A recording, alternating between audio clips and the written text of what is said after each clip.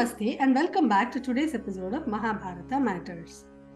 In the previous episode, we saw that Kichaka and the 105 Upakichakas were killed by Bhima.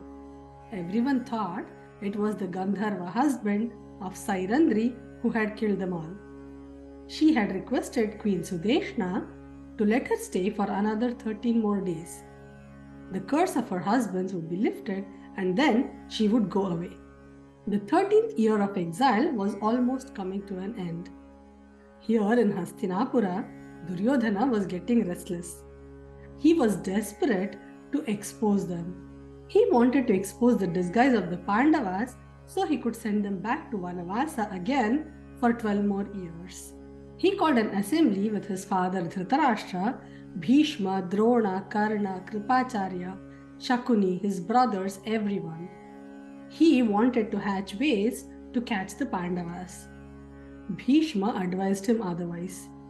He said, "Wherever there is dharma, there is victory. Do not be adharmic," he said.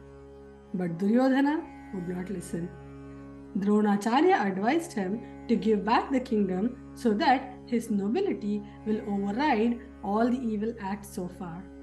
He said, "You will become glorious and famous than the Pandavas. Give them back their kingdom." But Duryōdhana would not listen. Kripacharya even scolded him. He said, "If you won't return their kingdom, do you want to go for a battle then? Then start collecting your friends and army," he said.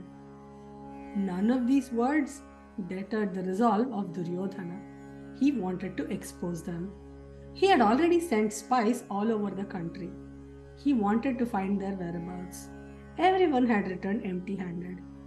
They reported to him that they could not hear about the Pandavas anywhere. Even in Panchala and Dwaraka, they could not get any word about them. In the forest they had searched, no word about them either. They even concluded that maybe the Pandavas are dead, that's why they were not able to find them. There was nothing interesting or amusing to report either, except the death of Kichaka. It was mysterious. They said a Gandharva husband of the woman he lusted for had killed him. Everyone was surprised that Kichaka was dead. Duryōdhana added, the four powerful men he knew were Balarama, Bhima, Shalya and Kichaka himself. Who was this Gandharva who was more powerful than Kichaka to have killed him? Suddenly Duryōdhana had an epiphany. He asked the spies to explain more details about the death of Kichaka. They told him everything they knew. After that, Duryōdhana concluded that it was none other than Bhima that has killed Kichaka. He knew Bhima all too well.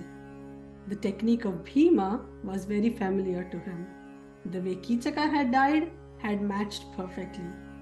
He had zeroed in on the location of the Pandavas now. They just had to expose them. They hatched a plan.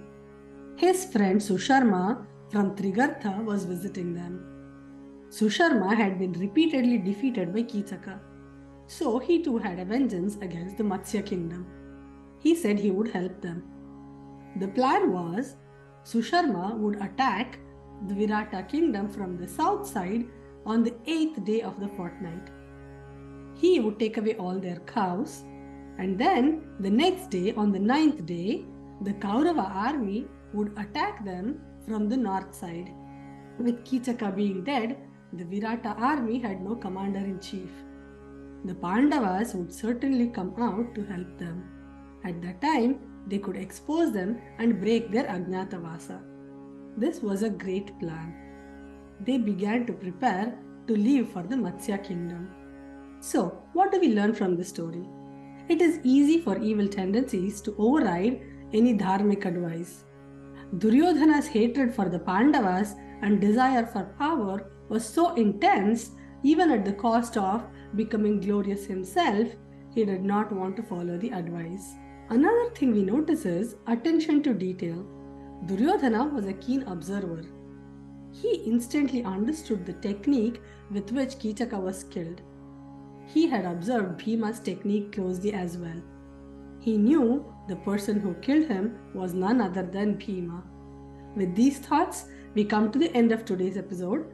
Remember, in this series, we are discussing matters of Mahabharata because even today, Mahabharata matters. Hari Om.